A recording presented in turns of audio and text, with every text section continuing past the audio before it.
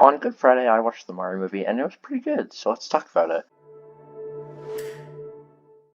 Before we get into this, make sure to share your thoughts about the Mario movie, and I thought this was just a blast. It was super fun. There are going to be timestamps in the description if you want to hear me talk about certain parts of the movie.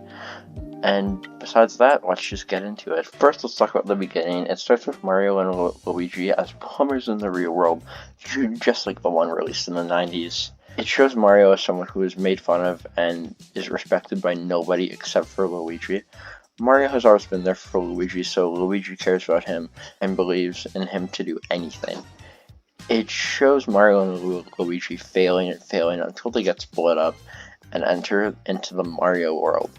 Even when they are split up, Luigi knows Mario will save him, and this is the main character arc of the film, except for Bowser and his Princess Peach arc, because that's definitely an arc that happened. We can all agree on that. Now that we're in the Mario world, I'm gonna continue to talk about Luigi and where he went. So Luigi's in this dark area with no sign of escape until he is abducted by Bowser, forced to tell him everything he knows about Mario. After he does, he's put in a cage and hung above lava. We checked him a few times, but besides that, Luigi's sidelined until the final battle, which is kind of sad, but whatever. Now back to Mario. Mario spawns in Mushroom Kingdom. It's the same shots from that original teaser, basically, except for they removed that Mushroom Kingdom, here we come line. Yeah, I didn't have any problems with Chris Pratt as Mario. Chris Pratt's awesome. So Mario meets Toad and is led to the Mushroom Kingdom, and eventually gets to meet Princess Peach.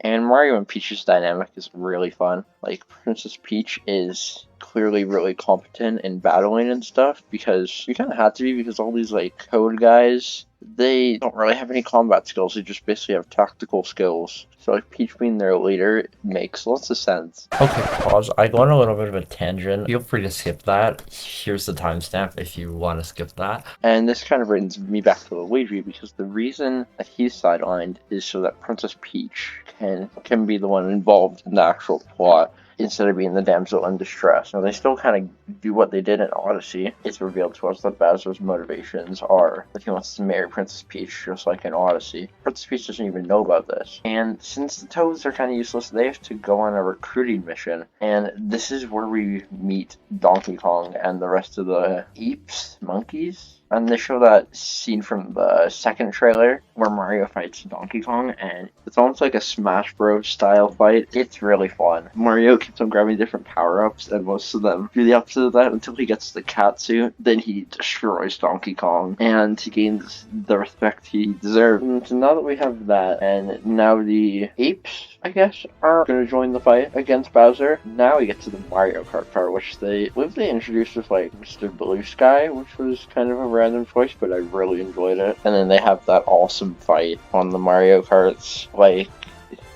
and they just kind of tease the Mario Karts in the trailer, but now they're full on here and in a epic battle, and it was awesome. And after that, Mario and Donkey Kong get split up, both falling into the water, and Mario saves Donkey Kong, and then they're stranded in a whale for a little bit until they escape, and then they get back to the main plot. So before we can get to, basically this gets to the almost the final battle, but before we do that, we haven't talked about Bowser. Jackbox Bowser was amazing. It worked in the beginning, like the open scene with the penguins that they basically fully showed in the trailer. But as soon as they reveal his motivation,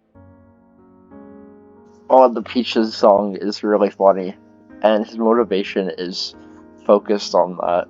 He wants to conquer the world with Princess Peach. It's really random. In Odyssey, he was doing it for like evil villain reasons, and this one he just wants to marry her just because ruling the world or whatever. It's a really funny motivation. But his team, his like minion guys, the Goopas, are only down for this plan if the marriage doesn't work out, they still get to have all out war. So that was really funny. And the Peaches song. There's a reason why they're thinking of putting that up in the Oscars elimination of Nintendo. It was just so well executed. Now we're in the final fight, and Mario and Donkey Kong don't show up till a bit later because they have to find a way out of here. Like, they have to find a way out of being stranded. They do. I don't remember fully how they did it. I watched this movie a week ago. If anybody remembers how they full on did that, Mario and Donkey Kong show up like last second, kind of like the trailer. All hope is lost with the bad guy. Except we have Princess Peach finds a way out of it. Bowser also said he was going to sacrifice all the people in the cages for Princess Peach, and that also brings me to this like one guy that I'm so excited for the sweet release of Death. Holy crap, it was funny, but so they're all about to be lowered into lava, stopped almost last second when Luigi's cage is almost fully submerged. Now Luigi's in the fight, and they emerge this fight out of the Mario world, like they are in the real world now. And Mario can't fight Bowser by himself, he's struggling till Luigi comes in, and then they teamwork it, and then they win. This might sound like the most stereotypical story, but it was lots of fun.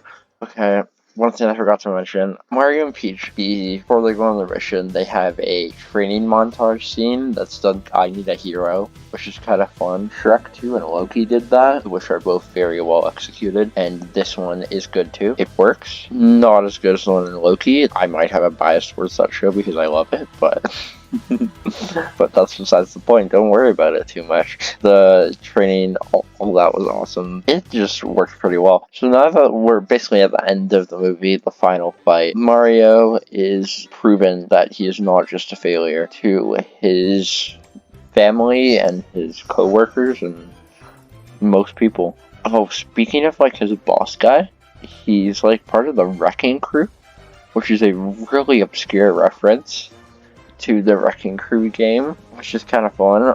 It's a cheap segue. No, I'm not self-promoting, but into the references in here. They did so many random song cues, or like with phone calls, or like just in the score, they would like cue old music from the Mario franchise. It was awesome. And then they would like make some little like subtle references to stuff that only Mario fans would get. So like even like that cat suit, like that probably didn't feel coherent. The Mario's just a cat now. Yeah, it's lots of stuff like that. It was kind of cool and well done. Just like little subtle references that I really appreciate. Like Mario was playing in his room at the beginning. He was playing like a old Nintendo game. Like it was just really like subtle stuff that was really cool. There's so many song cues in there. It was really good. Now the ultimate question that everybody was waiting for: is this better than the 90s Mario movie? Nope. The 90s Mario movie is a masterpiece. There are no flaws. It is perfection. I'm just kidding. Yes, this is definitely better than that. As someone who enjoyed that the one time I watched it about a year ago, I did not enjoy that as much as this. That was kind of an incoherent mess that was fun. This is the actual story in this movie isn't amazing. Like, Bowser wants to take over the kingdoms, and he wants to do it so Peach, and his motivations in the movie is to marry Peach so they can rule together like Darth Vader and Luke Skywalker, like Darth Vader wanted to do in Empire. Join me, Luke. Join me, Peach. See, symbolism or something. I don't know, guys. The story wasn't amazing, but the scenes, the fight scenes, the set pieces, all of it was really awesome. The opening plot main stuff was a bit slow, but it's what it needed to set up that little character arc they had there with Mario.